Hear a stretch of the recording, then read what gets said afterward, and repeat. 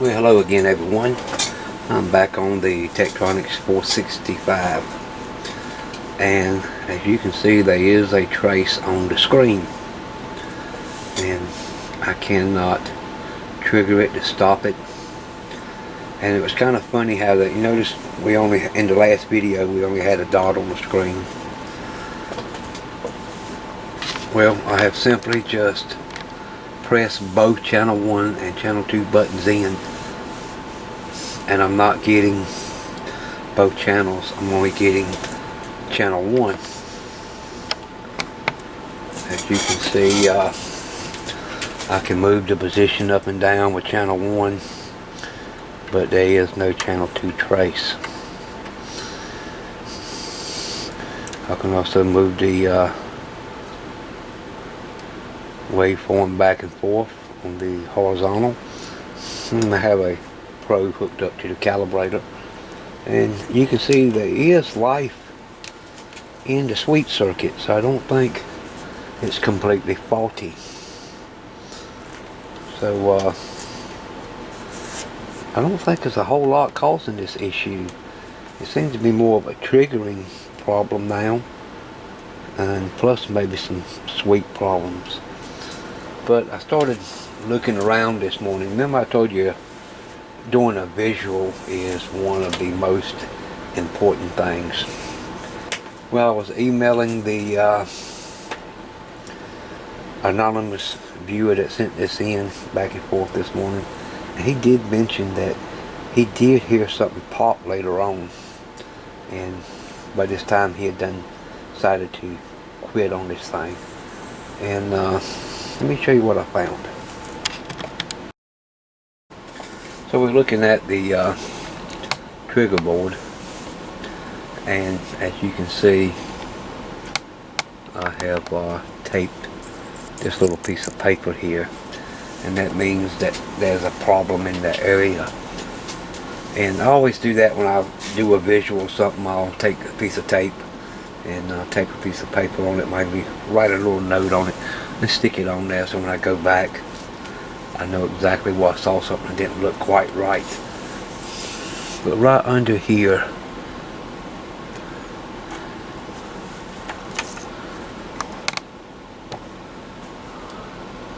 right down here is a diode.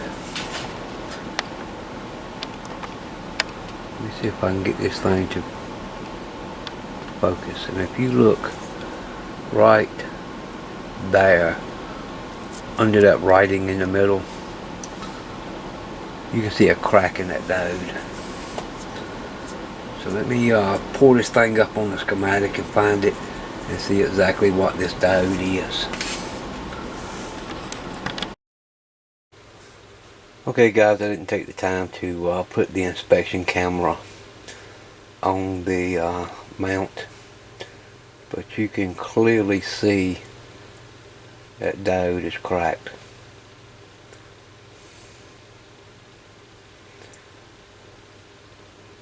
And let me show you something else.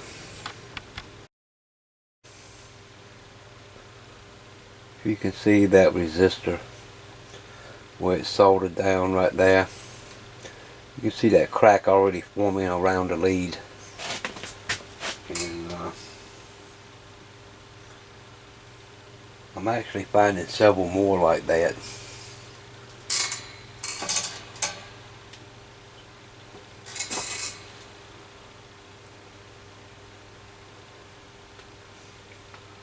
These are not quite as bad.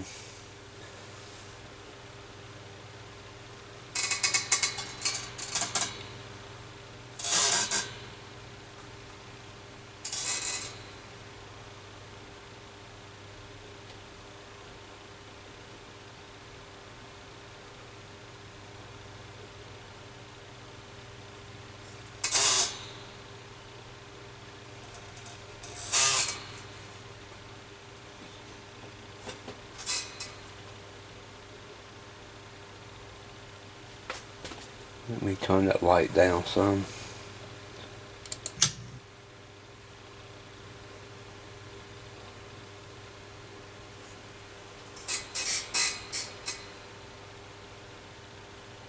You can see a little crack starting to form around the outer edge of the solder on that middle one.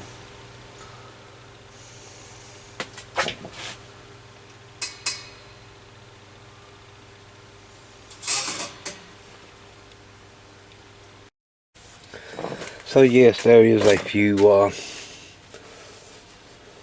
bad solder joints here and there on this thing that we'll need to address also when we start really getting in depth on this thing.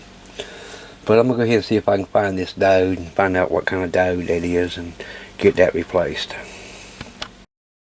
Okay, the diode in question that was cracked, I could not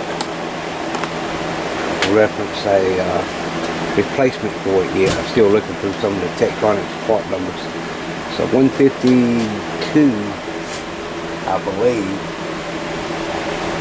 0246-00, I think is the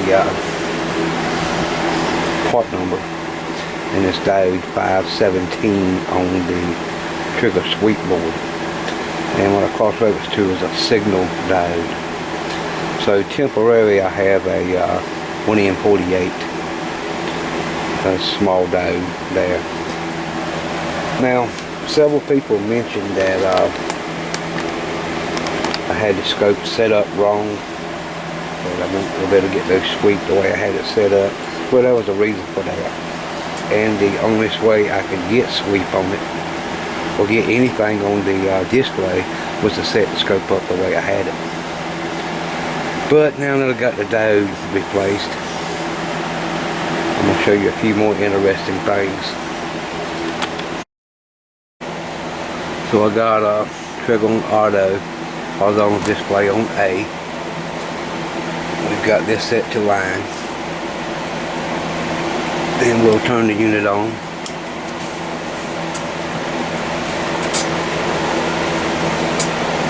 And as you see, I have a trace on the screen. And I can move it around. Move it up and down. Now, if it goes like it normally did, if I hook a scope probe up,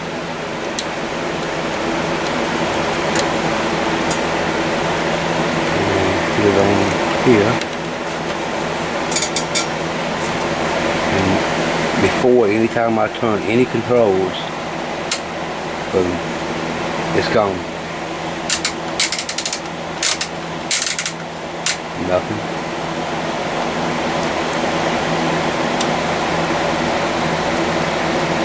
You can play with any of the trigger knobs. I do not get anything.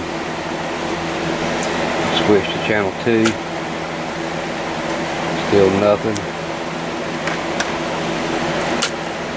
Switch back to 1. Now if you notice when I switch displays, you'll see a bright light flash up on the screen.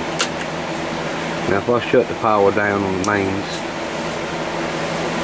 and let it sit there for a few minutes, it'll come right back working.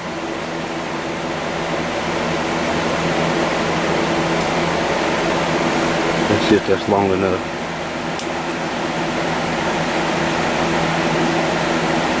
And you see there we have a trace back.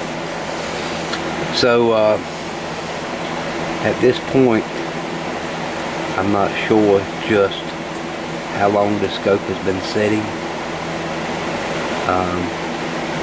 I have went through and I reseated a lot of ICs and transistors to make sure there wasn't no problem there. But I'm beginning to wonder if there is any, controls that are dirty. As you see, as soon as I hit that time-based control, we lost our trace. And I believe the same happens if I turn the volts per division. No. It's actually working. Go back to the calibrator.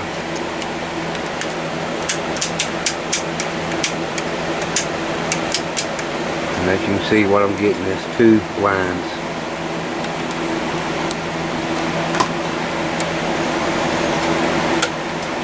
There's channel 2 trace.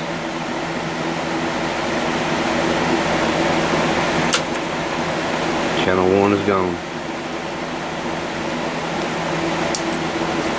Cut it off. I'll wait a few minutes and turn it back on, and we'll have a trace again. Let's see if that's long enough. Yeah, it's back. And it's a good, pretty stable trace. So I think the next thing I need to do is get some of these switch banks cleaned out. Maybe the time base. I really hate taking that out to do it, but hey, I might not have no choice. Anyway, I just wanted to show you all that right quick so you can see where we at. Okay, so what I've done is remove the trigger board. And it won't that hard. Just make sure that if you do this that you write down the color where these cables plug in. You'll have to desolder the two B and C jacks and this wire that's coming to the bottom switch. This way you can pull this board out and flip it over on the top. And what I want to do is clean these switches over here.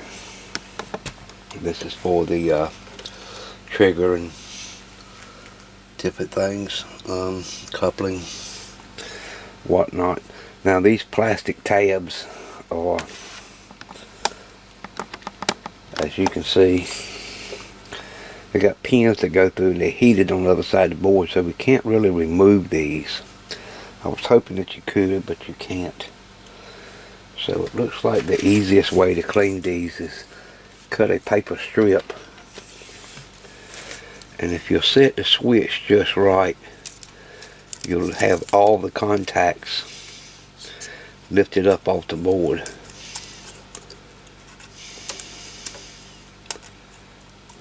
And this way you can slide a piece of paper underneath of it.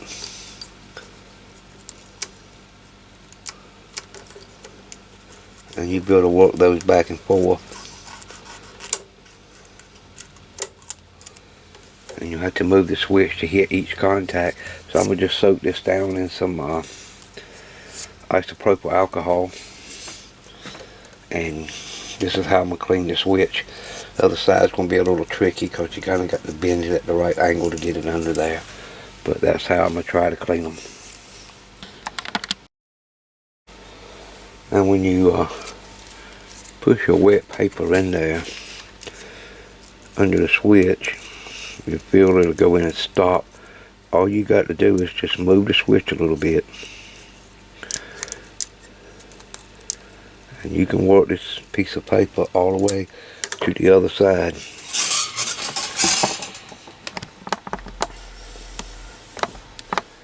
And it's sticking out back here. You can see the little white tip of the paper. Then slowly drag it, move the switch just a little bit to take the tension off that one contact, and push it right back in and put it back in that position.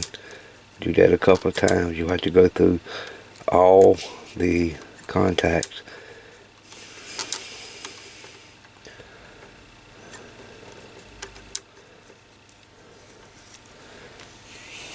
Until you get all the switches contact cleaned. It's not hard to do, it's just a little, time consuming. So I removed this cover off the time base cam, and this is the board directly behind the trigger board. And as you can see, this cam has little knobs on it, and what it does, it pushes those contacts up and down.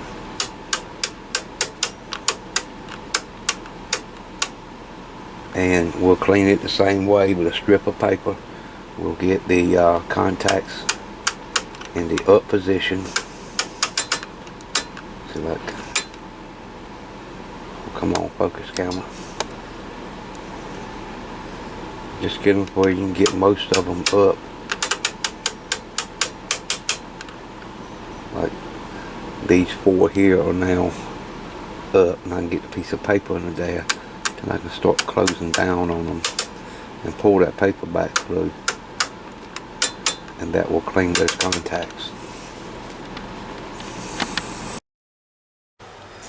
Well, as you now see, we do have both channel A and channel B connected to the calibrator, but there's something going on in the trigger circuit.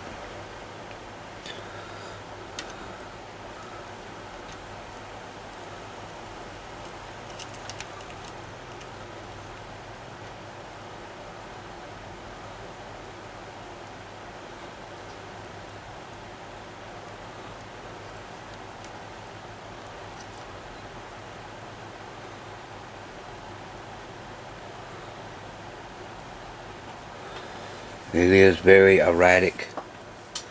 As you can see, the traces are shaking, going off and on. Now I've cleaned all those switches, so I still don't know if we still got another bad connection or what's going on. But I am able to go in here and turn the time base.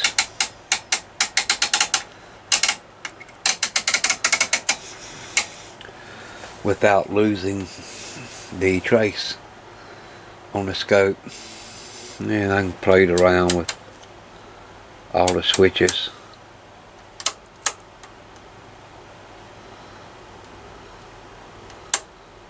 Just to see what I could get it to do.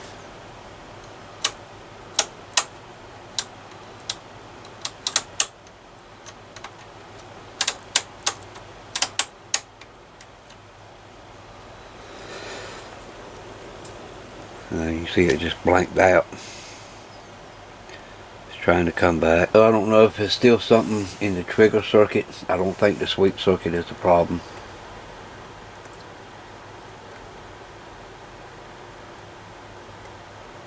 I guess now what I need to do is just go in and start taking some voltage measurements on the trigger board and make sure all that's right. The time base seems to be working okay now.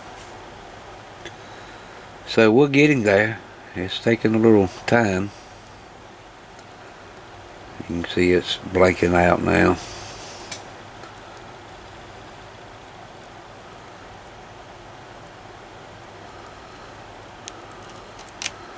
And really, you know, turning any of these trigger controls doesn't seem to really do anything. All but the trigger hold off. That one seems to be working. Anyway, more to come. Okay, I spent some time going around here checking for bad solder joints, and I found quite a bit, and I soldered them up. Another thing that I saw were these edge connectors here come through the scope. Found a couple of bad solder joints on those, so I went ahead and hit them up. I want to show you a little something here that I think may also be part of the problem.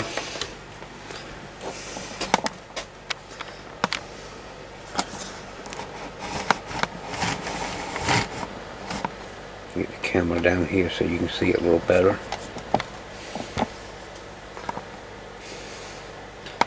Now if you notice then, you're seeing the trace is flickering. When I play with the A trigger hold off,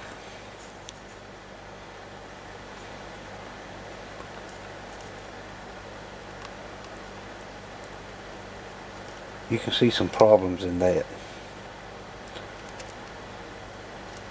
I'm not turning it, I'm just moving it, see? And it's out. So I think that there's a problem in this A trigger hold off.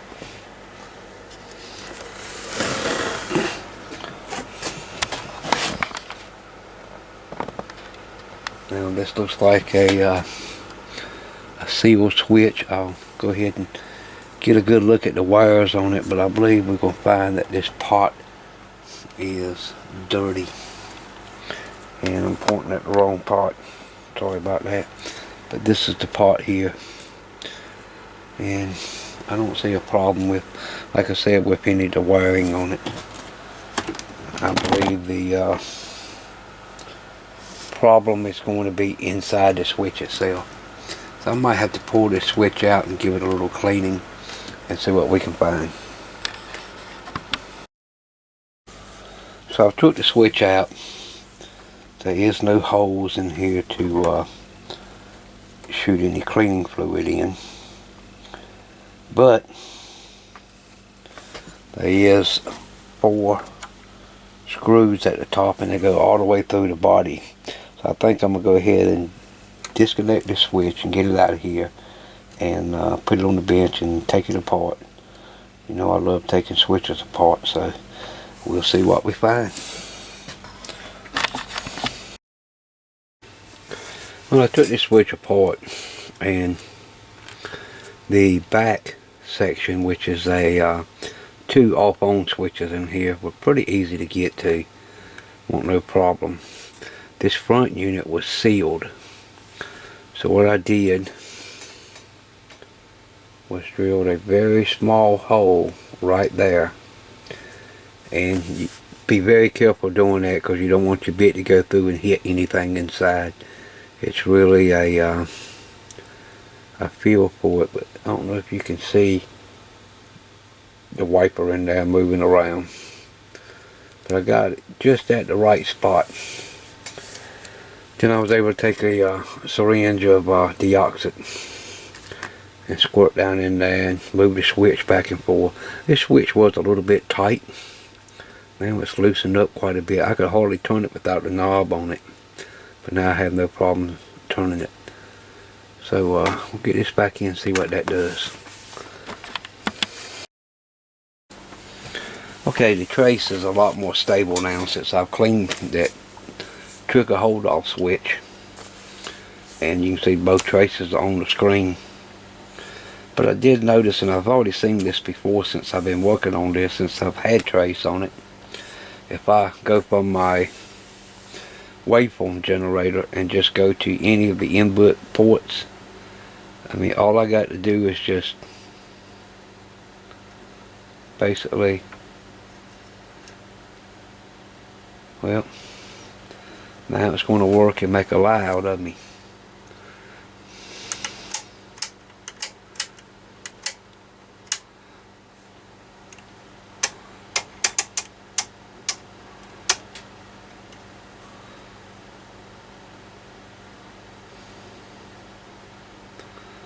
Well, as you can see, I got a sine wave on there.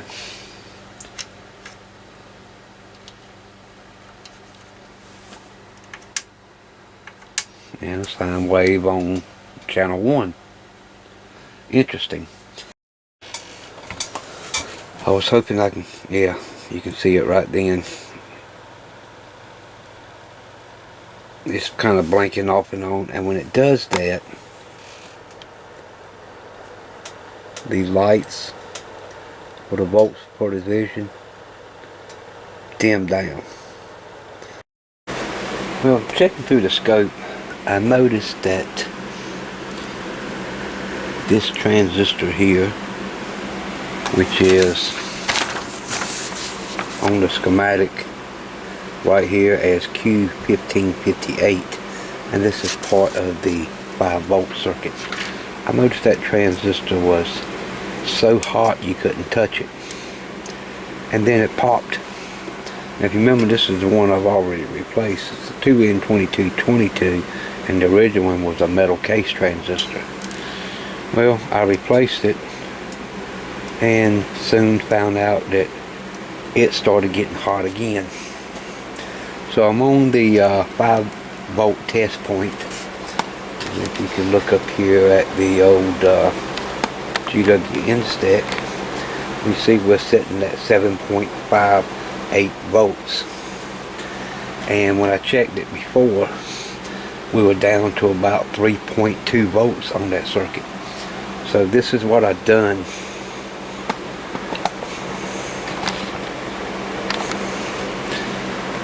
I came in here and I removed P300, and this isolates the 5 volts from the vertical board, vertical preamplifier board. I come up here and disconnected this jumper right up here, and that is jumper near J2. That isolates the timing board. I come up here to the front and I pulled P155, and P155 isolates the hold-off circuitry.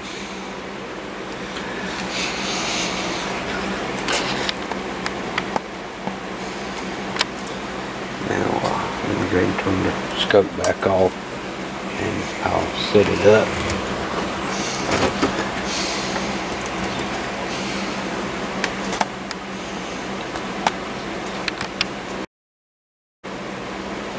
And right up here is,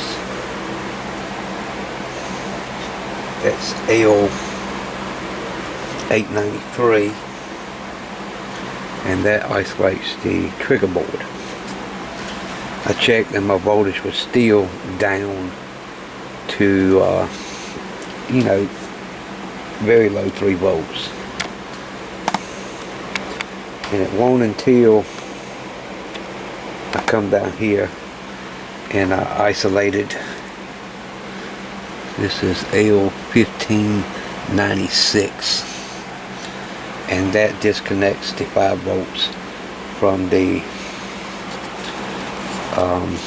calibrator circuit. So all the 5 volts has been disconnected, running to all the circuits, and you can see our 5 volts has jumped up to roughly a little over 7 volts. So I'm gonna go back now and start plugging all this in and see if what our voltage drops down to. So I plugged in P300 first, and we'll go back up here to our voltmeter and I'll turn it on, and you can see now we're at 6.2 volts.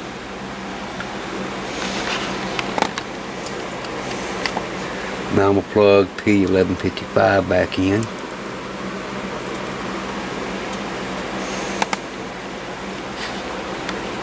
And we're at 6.32 volts.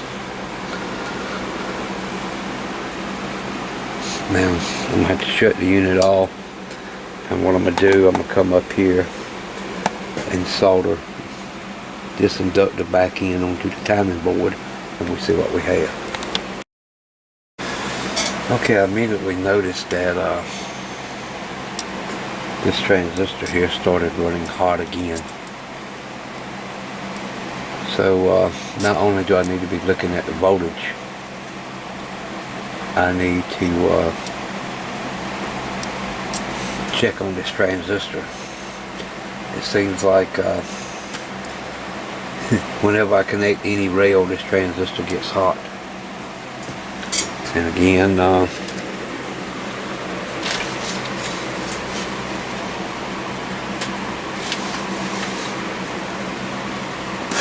here we go.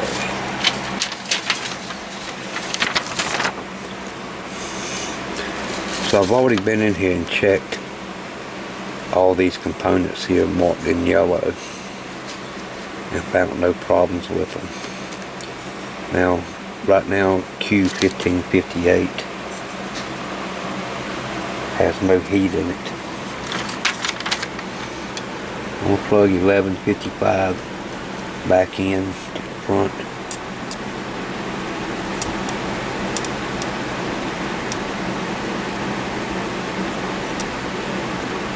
And there's no problem. Switch the unit off and plug P300 back in. And turn it back on.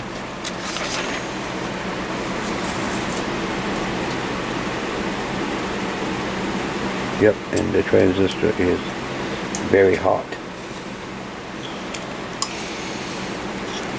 So we'll disconnect P300 again.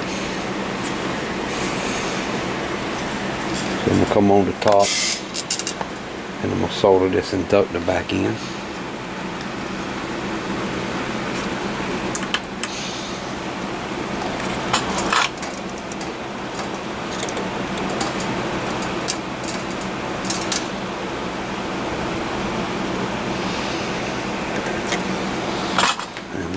Back on. My voltage dropped down to about 6.1, 6.2 volts.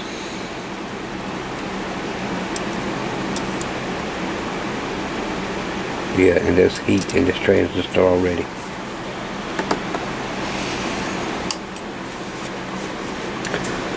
So, I don't know if it's because this is a plastic case and the original transistor was a metal case like one of these over here. So I'm going to look through my junk box and see if I can find a 2N222 in a metal case. What I did was swapped out this transistor with 1548, which is the 15 volt circuit. I just swapped the two around. 15 volt circuit runs fine. This transistor does not run hot over here. However, the metal transistor gets so hot you can't even touch it. So anytime we apply any load to the 5 volt range, this transistor runs hot. So I'm thinking there's something still in this 5 volt circuit that's causing the problem. So we're going to have to do some troubleshooting in this area and see what's going on.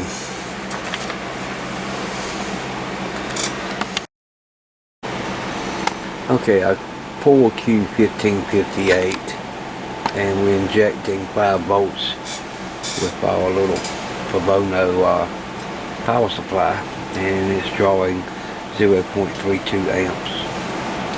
And if we have a look at the screen,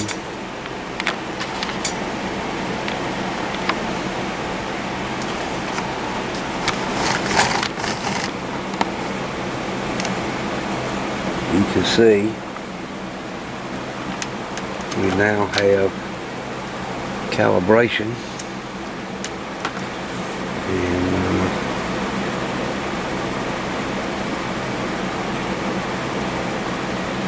I can get the trigger. Now if you notice the waveform is, I'm hoping y'all can see that on the screen. It's so bright in here. The waveform is a little wide, and that's because of the switch mode power supply that I'm using to feed the 5 volts. But channel 1, channel 2's up.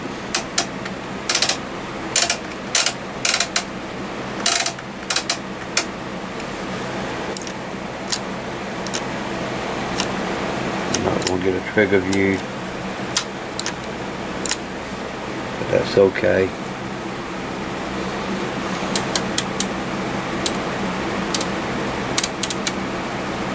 Anything that I'm doing,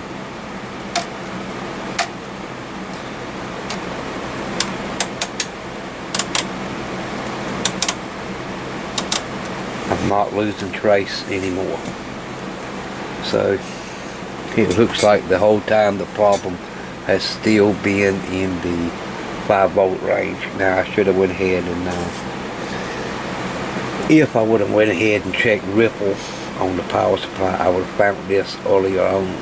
But you know, sometimes you say, hey, and you skip steps. This is why it's important when you're working through power supplies, you go ahead and do the full thing. You know, like check for ripple and this and that. Then I would have noticed that that power supply rail was failing.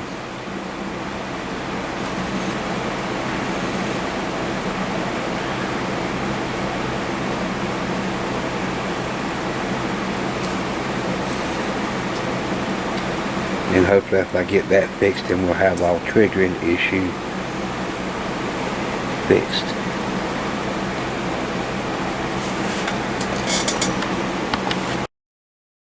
Well, looks like we found the culprit. Again, this transistor that's mounted here, which is part of the 5 volts, Q1556.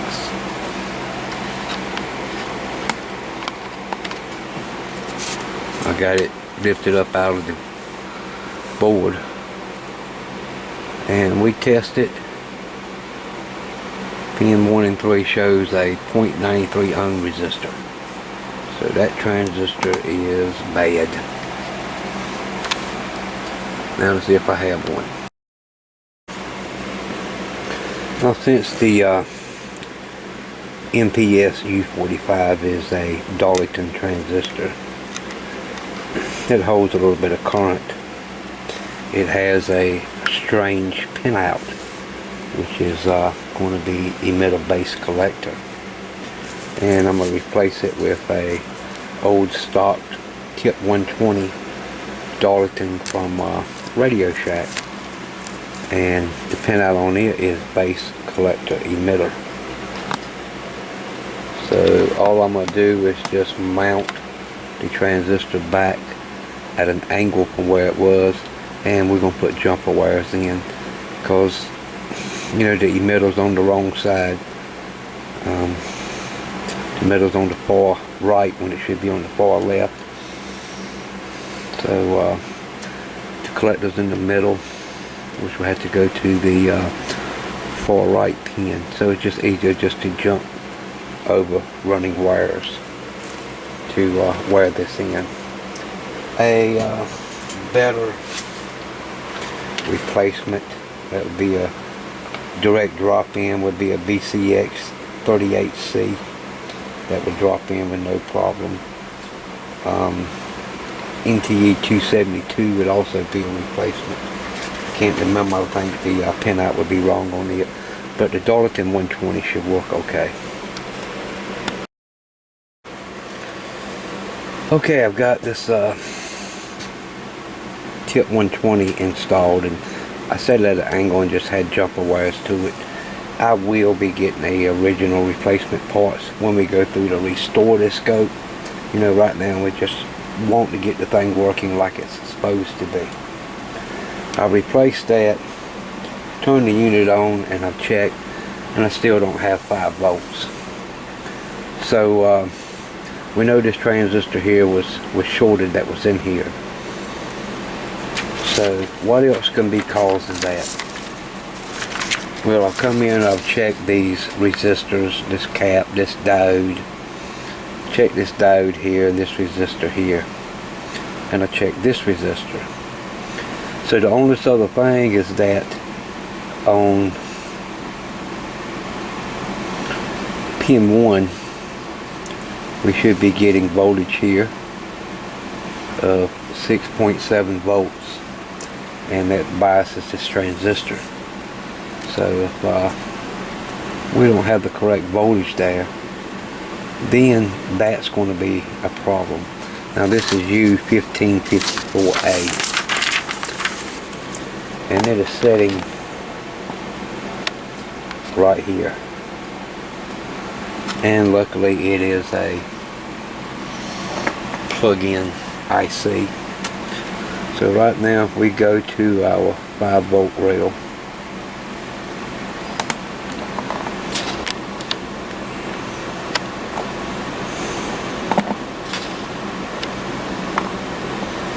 And I'll apply power.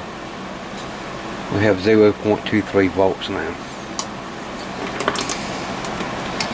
So I think what we need to do is, I don't even no need to testing it. That's the only other thing that's in the circuit that could be causing the problem. So we're going to go ahead and pop this thing out.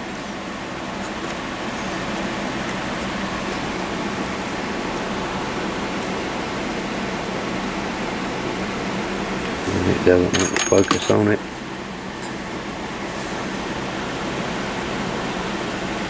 So MC 1458.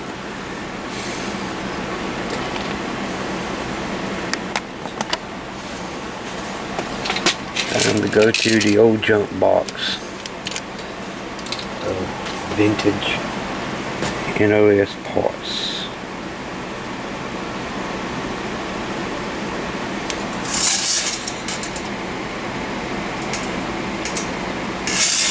And there we have it.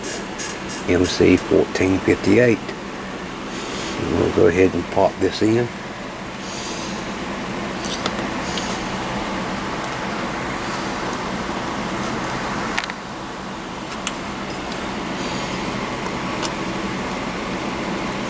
Easier said than done. And I just dropped it.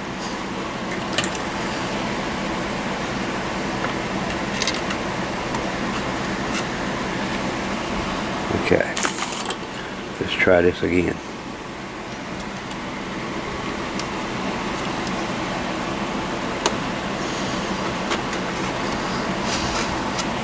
That is installed.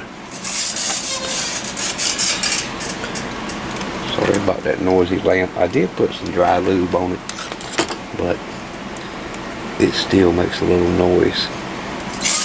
I'll get it on out of the way. Come up here and look at the voltmeter, and we'll turn the power on. And that light's back, and I have a trace, 2 traces on the front.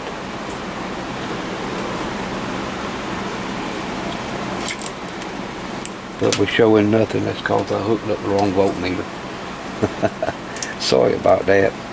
And we should have 5 volts here. And we got 5.04 volts. Cool deal. Now I'm going to get all this hooked up, get the scope turned around, and we'll look and see what's going on. Okay, and there you go. Both channels are triggered. I sit there and play with. I won't be scared to tell you that I'm not used to the 465. The way things are, you know, I'm used to a little bit more modern scopes here lately, and then the older tube scopes. So playing with this one's a little bit different. I haven't used a 465 in a long time. And the invert for channel 2, see that works. We got a good stable trigger.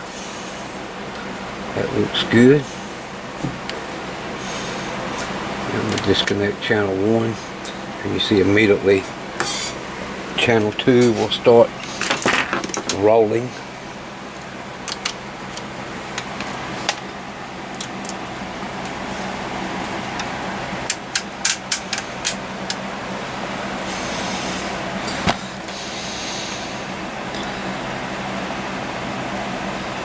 Boy, I got to clean my function generator. That part's a little noisy. That's my leader back here in the back.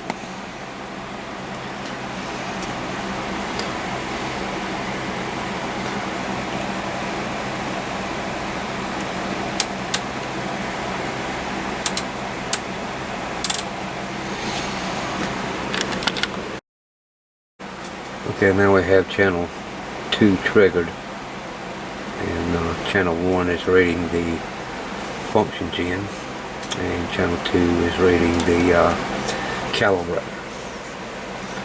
So looks like the scope is now working.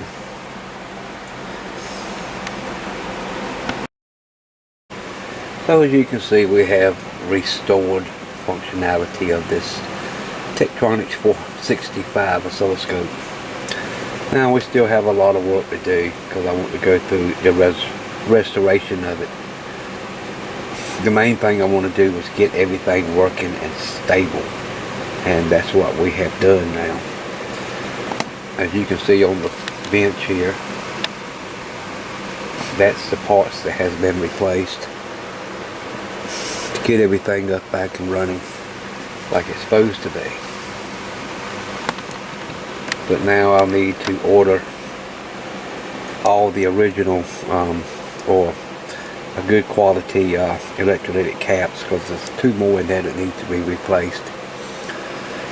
And this thing has a bunch of tantalums in it, and I don't want to leave them in there, because tantalums, when they fail, they usually fail short, not open. So we want to get those replaced. And I'll replace those makeshift parts I put in with something, you know, original style capacitors or parts, you know, that's supposed to be in there, instead of these substitutes. But we'll get that in another video, and once we do that, we'll tear it down, start cleaning it, which is very little cleaning to do, and then we'll start recapping all this other stuff, and then after that we'll do an alignment on the scope and get everything perfect like it's supposed to be. Okay, I got the scope all back together. Now I got to order the rest of the parts that I need, and that'll take a few weeks to get. And if I sit down and make a list and get them ordered. But we noticed that the 4 feet are missing. I don't know how hard these will be to come by, but I might have to go in and 3D print these. Well, thanks to an old unworking Nicolette scope I had, I now have feet on the bottom of the Tektronix 465. I think the only difference is the Tektronix originally had 2 slots, well this one has 3. So I won't want to fix that other old scope anyway. It's in pretty bad shape, so this gives me a way to put my AC power cord on if I need to take the scope out in the field, and that should work very nicely. Fits right on with no problems. So she's getting there. I'm feeding a signal into channel 1, which is a sine wave. And there's a signal into channel 2, which is a triangle wave. And we'll put them together. And we now have both on the screen. Now, if you notice they blink, that's because they're alternating back between each other. So channel 1, channel 2. Alternate.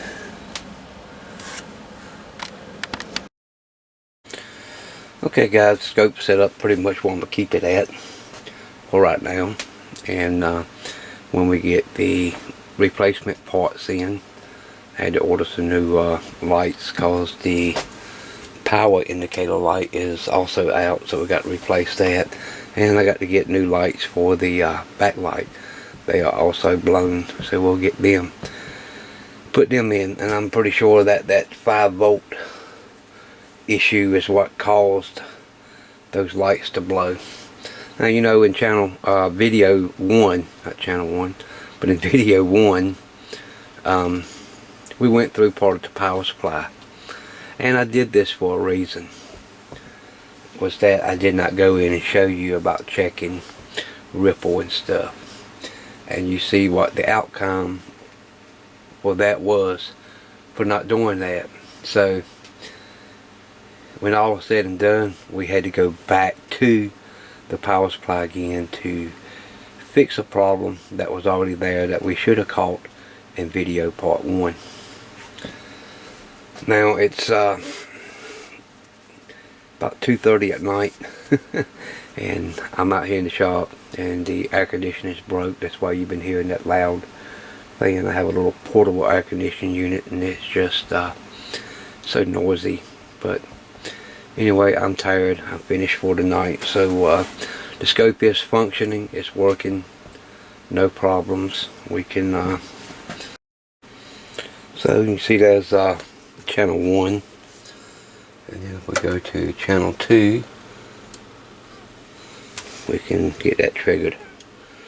Alright, so you know, yeah, the problem was in that 5-volt rail the whole time. But like I said, I wanted to kind of overlook that just to show you some more of the troubleshooting stuff. But as you can see, we eventually had to go back to that 5-volt rail because in the end it failed again, and it would continue to fail and pop that 2N2222 transistor out because the regulation of it was very unstable due to that MPS transistor that had went out. And then, you know, that also took that little IC out. So when the parts come in, we'll go ahead and get all this stuff back to original like it's supposed to be, and I'll get some new tantalum caps put in, a couple of them are the filter caps that need to be replaced, get the lights in, then we'll go through a alignment process. and get that done.